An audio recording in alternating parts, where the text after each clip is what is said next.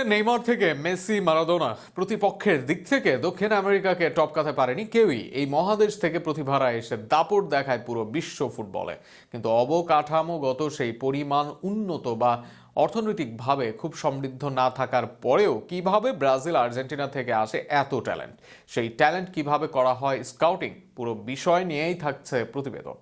Europe নাকি দক্ষিণ America, ফুটবলে এই তর্ক থাকবে বিরাজমান। তবে একটা বিষয় সবাই একমত হবেন, দক্ষিণ আমেরিকান ফুটবল থেকে আসে সবচেয়ে বেশি প্রতিভা, যে কারণে ইউরোপের বড় বড় দেশগুলো নজর রাখে দক্ষিণ আমেরিকান ফুটবলে।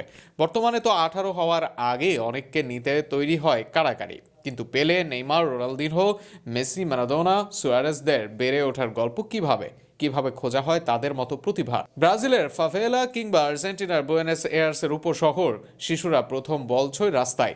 আনুষ্ঠানিক কোচিংয়ের আগে তারা শেখে ড্রিবলিং, শরীরী ভাষা, দ্রুত সিদ্ধান্ত নেওয়া। ছোট জায়গায় খেলার অভ্যাস তাদের টেকনিক্যালি শক্ত করে তোলে। এর বাইরে পরিবেশগত কারণে শারীরিকভাবেও শক্ত হয় তারা।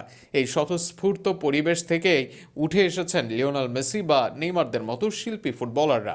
এরপর আসে একাডেমি। দক্ষিণ আমেরিকায় বড় ক্লাবগুলো বয়সভিত্তিক টুর্নামেন্টে নিয়মিত স্কাউট পাঠায়। ব্রাজিলে সান্তোস, ফ্লেমিঙ্গো কিংবা সাও পাওলোর মতো ক্লাবগুলো 10-12 বছর বয়স থেকেই প্রতিভা তুলে আনে। আর্জেন্টিনায় রিভার প্লেট ও বোকা জুনিয়র্সের একাডেমি দীর্ঘদিন ধরে বিশ্বমানের খেলোয়াড় তৈরি করছে।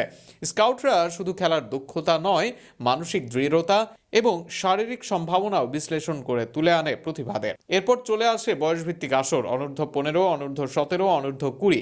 প্রতিটি স্তরে আন্তর্জাতিক টুর্নামেন্টে অংশ নেয় ব্রাজিল ও আর্জেন্টিনা। এই ধারাবাহিক প্রতিযোগিতা খেলোয়াড়দের অল্প বয়সেই বড় মঞ্চের চাপ সামলাতে শেখায়, ফলে ইউরোপে পাড়ি জমালে মানিয়ে নিতে সময় লাগে কম।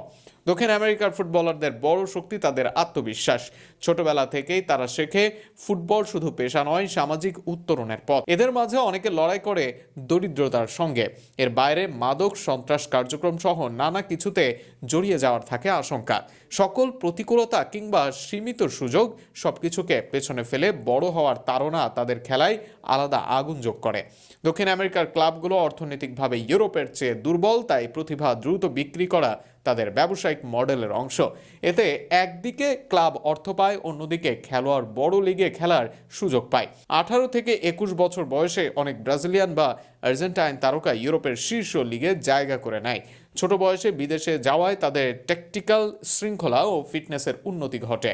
সব মিলিয়ে এভাবেই উঠে আসে নেইমার, মেসিদের মতো প্রতিভারা, যার শুরুটা হয় নিজেদের দেশের অলিগলিতেই, আর এরপর ইউরোপের উন্নত সুবিধায় নিজেকে পরিপূর্ণ করে চলে আসেন দর্শকদের আনন্দ দানের নিমিত্তে।